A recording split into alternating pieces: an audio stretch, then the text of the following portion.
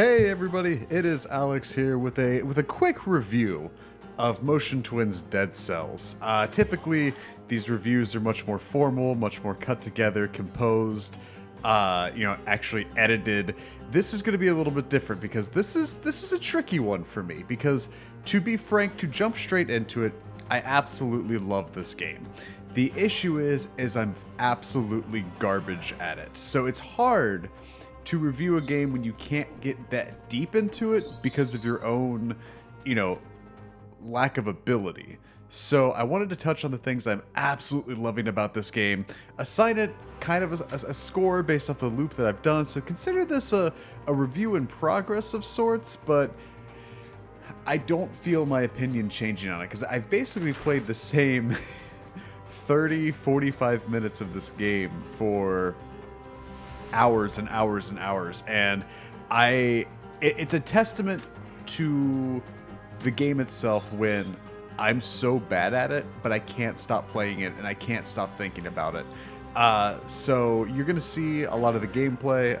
This is actually me playing, so you guys can LOL and get good in the comments and things like that. But the one thing I wanted to start with is the fact that this game is this amalgamation of buzzwords. It is a roguelike, it is a Metroidvania, it is a Soulsborne, and to so many people that means absolutely nothing. It's buzzwords. It's this synergetic Voltron of tributing games that came before it in a way. It allows you to get a genre and then kind of show you the game's legacy. And we're in an era too where we're starting to see the Metroidvania, renaissance kind of like part deux come through with, like, we have Guacamelee 2 coming out, there's Chasm and the like. There's a lot of games cut from the same ilk of Dead Cells, but the one thing that Dead Cells does so phenomenally is it doesn't do anything new per se, because I think it is so hamstrung by the genres itself, but what it does within the confines of its own descriptors is beyond extraordinary. The verticality of the game is absolutely top-notch. The platforming is sticky, it's tight, it feels good, it's got a challenge to it. The levels are unbelievably fun to explore. The combat, the weapons, the look, the colors, the feel of everything is so good and so above what we get, I think, on a lot of games that are in this genre. You can see, like, in a game like Axiom Verge that really hit the bells and whistles of the Metroidvania.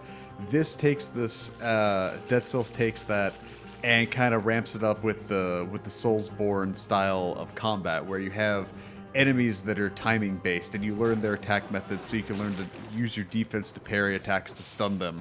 And that's where a lot of the satisfaction of Dead Cells comes from. It's struggling against an enemy, acknowledging and knowing your faults, where you messed up, how you could do it better, get tossed back in that loop and work your way back there to apply what you've learned. You don't win or lose in Dead Cells because the game is so intrinsic and ingratiated with death as a mechanic, like the Souls games and like Bloodborne and games like that.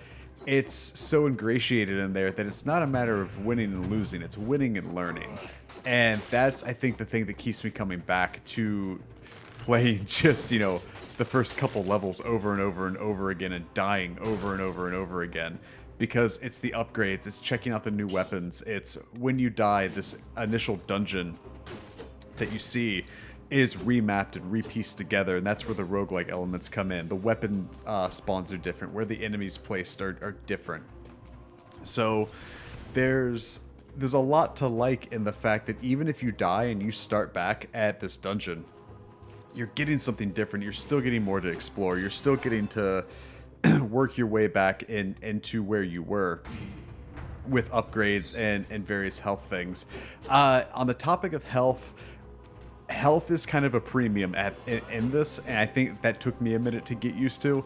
As someone who's a more unfamiliar in the Demon Souls, Dark Souls, Bloodborne ilk of games, but it's once you kind of adapt to that and get used to that, like I said, it's about learning as you progress it, and that's one thing that Dead Cells does so phenomenally. So the enemy types are challenging. It's tough, but it's fair.